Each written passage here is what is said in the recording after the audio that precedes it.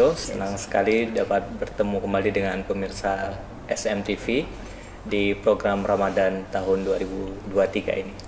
Nah, untuk kali ini kita sudah ada di SMA De Brito, Pak ya. Ya. Ini bersama dengan Pak ST Kartono, ini guru SMA De Brito.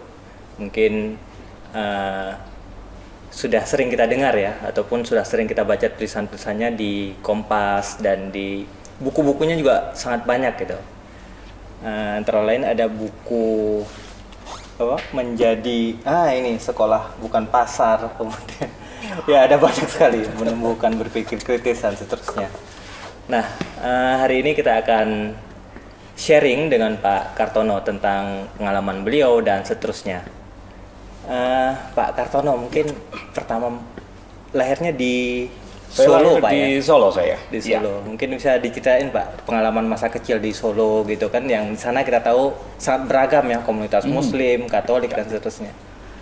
Saya tepatnya di kalau komplek Kopassus itu lalu ke arah timur, jadi namanya pertengahan antara Solo dan Kartosuro itu Pajar. Nah, saya lahir dari keluarga atau di dalam keluarga yang sangat beragam. Bapak saya Muslim. Ibu saya Katolik, nenek saya Kristen Protestan. Lalu kami hidup dalam keluarga itu, dan di lingkungan kami juga sangat beragam. Ada surau kecil di dekat sekolah kami yang sekolah Katolik, sekolah itu juga ada surau kecil. Lalu di sebelah selatan ada Madrasah Ibtidaiyah Muhammadiyah yang MIM itu ada di sisi Dusun Mayang Timur itu. Maka kami dibesarkan dalam masyarakat yang beragam di masa kecil kami. Maka itu latar kami. Bahkan ketika masih ingat almarhum bapak saya ketika sudah menjelang sedo, lalu saya bertanya anaknya, "Bapak mau didoakan dengan cara apa?" Kami akan meminta milih, karena anak-anaknya Katolik, istrinya Katolik, lalu nenek Kristen, lalu beliau Islam. Lalu pilihan beliau, "Aku didoakan dengan jalanku sendiri." Oke lah, lalu kami harus mengundang untuk tahlilan dan sebagainya macam. Kami mengalami situasi itu. Mungkin pengalaman di keluarga Pak, ketika Bapak berpuasa, mungkin itu gimana Pak? Ya, ketika di masa kecil, mulai dari masa kecil lalu sampai masa remaja bersama dengan Bapak puasa, kami ikut menikmati puasa, tetapi menikmati bukanya. Tapi juga toh kadang mengalami sampai separuh hari. Kami tidak lagi melihat bahwa puasa ini milik Bapak sendiri, tapi kami juga merasa, oh Bapak juga puasa ini. Lalu saya ikut sampai tengah hari, lalu tengah hari berbukanya anak-anak itu berbuka gitu. Lalu ketika kelas SD masih mengalami juga, saya masih mengalami ikut puasa, lalu tapi puasa itu dari pagi lalu sudah menyiapkan nanti apa yang sudah disimpan sendiri ya. Nah, situasi itu membuat kami ada satu kebiasaan, ada satu dalam tanda kutip ritual yang Bapak lakukan sebagai seorang Muslim. Gitulah yang saya alami. Kami di Muslim juga pas masih kecil tuh puasanya setengah hari juga Pak. Setengah hari juga ya. Mungkin ini Pak, kalau di Katolik kan ada puasa juga ya, puasa di Jumat Agung kalau nggak salah Pak ya. Jumat Agung, kemudian Rabu Abu gitu ya. Itu mungkin gimana Pak kalau puasa di Katolik itu? Nah, kami mulai Rabu Abu itu sekitar 2 minggu yang lalu. 2 minggu yang lalu Rabu Abu sampai nanti kalau dihitung hampir 40 hari menjelang Jumat Agung, menjelang Jumat Agung. Nah, kami mengenalnya sebagai puasa dan pantang. Puasa itu hari Rabu Abu pada awal itu, lalu dan Jumat Agung di dalam kalender terus wafatnya Isa Al-Masih. Nah, disitulah 2 puasa. Tetapi dalam Jumat di antara Rabu Abu dengan Jumat Agung tadi ada yang namanya pantang, hari pantang. Kami puasa. Tentu ada perubahan-perubahan situasi. Yang jelas adalah dalam masa-masa tertentu ada yang namanya sehari sekali makan kenyang. Lalu pantang itu bisa pilihan sesuai dengan intensi pribadi. Ada pantang daging, pantang garam, dan berbagai pantang yang lain. Tentu saja disesuaikan dengan situasi pribadi. Kalau saya tidak merokok, pantang rokok, ya tidak ada gunanya. Artinya pantang di situ diandaikan berpengaruh dan berefek pada pribadi si pemilihnya sendiri. Saya sederhana, misalnya makan dengan kerupuk. Sudah setiap hari makan kerupuk.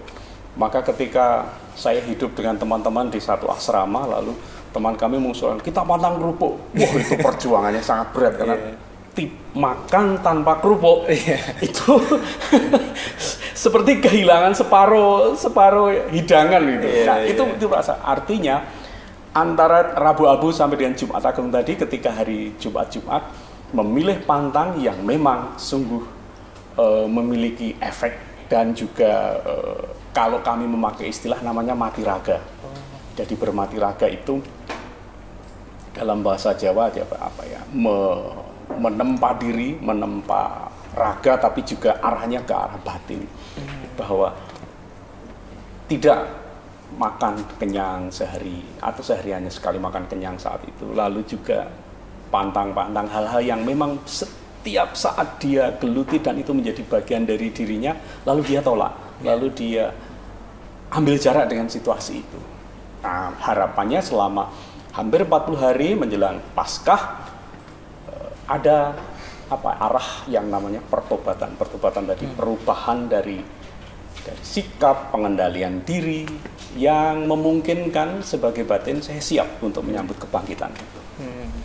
Kalau teman-teman di Muslim kan menjelang Idul Fitri, lalu ada satu persiapan sungguh untuk sampai ke sana. Itu yang kami alami. Iya Pak, kalau di kita Muslim kan sebenarnya inti berpuasa itu kan pengendalian diri gitu Pak ya. Substansinya itu pengendalian diri, bagaimana mendidik keinginan kita gitu ya, supaya jangan disetir oleh keinginan, oleh nafsu dan seterusnya. Mungkin gimana menurut Bapak substansi berpuasa? Tentu saya beriman Katolik selama ini berpikir dengan memilahkan antara sarana dan tujuan. Sarana dan tujuan. Berpantang, berpuasa, ini bagian dari sarana. Sarana itu dipilih untuk sampai pada satu tujuan. Nah, tujuan kami apa? Tujuan kami adalah sejauh kami mengalami adalah menyambut kebangkitan Kristus pada hari Paskah. Nah, untuk siap ke sana, saya memilih sarana, memilih alat, memilih cara yang memungkinkan kami bisa sampai di sana. Nah, satu hal yang penting dalam diri kita adalah pilihan-pilihan cara yang memungkinkan kita untuk mengasah pribadi, dan yang satu hal yang penting tadi seperti penjenengan sampaikan, pengendalian diri. Dan pengendalian diri itu kan sebenarnya inti dari kecerdasan emosional. Dalam diri seseorang, ketika kecerdasan emosional sangat kuat, itulah yang memungkinkan dia bisa menerima, bisa hidup bersama, menerima baik yang di atas maupun secara horizontal. Dan dari penerimaan itu memungkinkan dia akan semakin bertumbuh, berkembang secara lebih luas. Itu yang kami alami. Artinya ada pengendalian diri, dan ternyata pengendalian diri itu esensi dari kecerdasan emosional. Dalam beberapa pustaka kan begitu. Ini Pak, kalau kita lihat di situasi zaman kita yang serba carut marut lah segala macam, tahun politik segala macam, kemudian di media sosial juga seperti itu, rasanya puasa ini menjadi sangat penting gitu Pak ya. Bagaimana kita untuk hidup di tengah situasi yang seperti ini gitu Pak, esensi berpuasa gitu ya. Kalau diletakkan dalam satu rangkaian yang panjang, artinya dalam hidup kita 1 tahun sajalah. Sekurang-kurangnya kita perlu mengambil kesempatan untuk berhenti sejenak. Kalau dalam iman kami tentu menjelang Paskah, teman-teman yang saudara-saudara kami yang Muslim tentu akan memilih saat ini ya, bulan puasa, bulan Ramadan ini, itu menjadi satu kesempatan, saya menyebutnya satu terminal untuk berhenti sejenak, untuk melihat 12 bulan yang dijalani itu sebenarnya apa yang sudah dijalani. Nah, termasuk juga kalau hidup bersama, hidup bernegara, hidup pribadi, tentu penting untuk berhenti sejenak, untuk mencoba mengendapkan.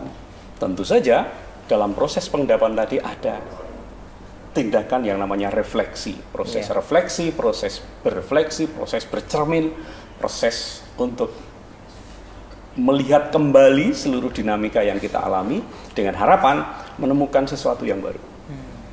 Ada kesempatan untuk, saya selalu suka memakai kata agere kontra. Agere kontra itu bertindak sebaliknya. Bertindak sebaliknya. Untuk mengatasi kegaduhan, ya diamlah. Untuk mengatasi kalau mau menyebut ya keserakahan, ya kendalikanlah. Yeah. Untuk mengatasi hiruk pikuk, ya mundurlah ke tempat yang hening. Artinya ada satu tindakan sebaliknya, agere kontra. Dengan demikian, kesempatan berpuasa bagi saudara-saudara Muslim, bagi kami sama menjadi kesempatan untuk berbuat sebaliknya, untuk mencoba menarik diri sebentar sebelum maju lebih jauh. Tentu saja kesempatan untuk berefleksi, kesempatan untuk membalikkan keadaan, dan kesempatan untuk mencoba memilih sesuatu yang baru. Oke, mungkin ini Pak, pengalaman Pak Kartono gitu ya, hidup di Indonesia gitu, yang kita tahu masyarakatnya sangat beragam seperti ini. Di bulan-bulan Ramadan gitu Pak, mungkin ada pengalaman-pengalaman unik atau yang berkesan gitu Pak. Atau misalkan susah nyari warung makan atau gimana? Iya, tentu kami meletakkan itu dalam konteks memahami. Yeah. Memahami yang namanya toleransi tidak cukup hanya mengerti, Yeah. tetapi juga menerima. Memaklumi juga tidak cukup, menerima situasi. Artinya kalau memang ini sebuah situasi yang diupayakan bersama dan memberikan ekses yang semestinya dan itu menjadikan perbaikan, ya tidak menjadi masalah. Itu yang pertama. Yang kedua, tidak menjadi persoalan kok kami ketika melihat hal-hal yang terjadi di luaran pada masa-masa puasa, masa-masa Ramadan itu. Saya menyebutnya hal yang tidak esensial. Yang lebih esensial justru saya menemukan sebuah dinamika yang antusias, Yeah. memaknai selama bulan-bulan puasa. Tentu harapan saya moga-moga bulan Ramadan itu menjadi kesempatan hening gitu. Moga-moga tidak menjadi sangat gaduh karena masing-masing lalu maknanya menjadi sangat gaduh. Benar.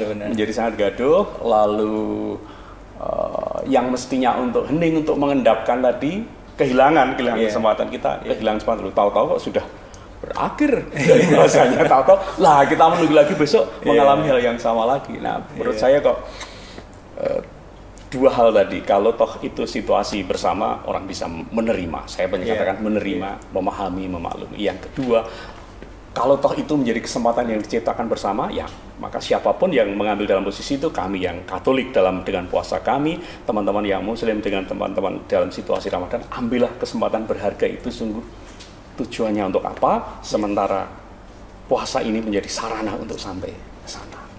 Ya, baik. Tentu kalau dibandingkan di berbagai tempat, memang ada sejauh saya mendengar, karena saya punya dua putri yang bekerja di luar kota, di kota yang berbeda. Ketika begitu masuk puasa, yang dipikirkan adalah nanti warung-warung makan tutup pasti. Harus karena anak kos, lalu dia harus berpikir itu. Oh iya, kalau sore baru buka, lalu dinari. Tetapi kalau sudah terbiasa dengan dinamika kota itu, lalu bersiap diri. Ngapain saya harus repot dengan itu? Oke, silahkan, saya harus siap-siap ini aja, ini, menyiapkan diri, nanti bisa mengatasi sendiri. Toh 1 bulan itu bukan sebuah waktu yang lama sih. Tapi itu dialami sungguh. Mungkin ini juga Pak, terkait dengan salah satu isu yang Bapak geluti juga tentang literasi gitu ya. Mungkin di bulan Ramadan itu momen untuk misalkan meningkatkan literasi, kemudian menghindari dari kegaduhan di media sosial dan hoax, kebencian dan seterusnya. Itu gimana Pak? Mungkin ada kaitannya antara berpuasa dengan kecerdasan bermedia sosial, mungkin seperti itu.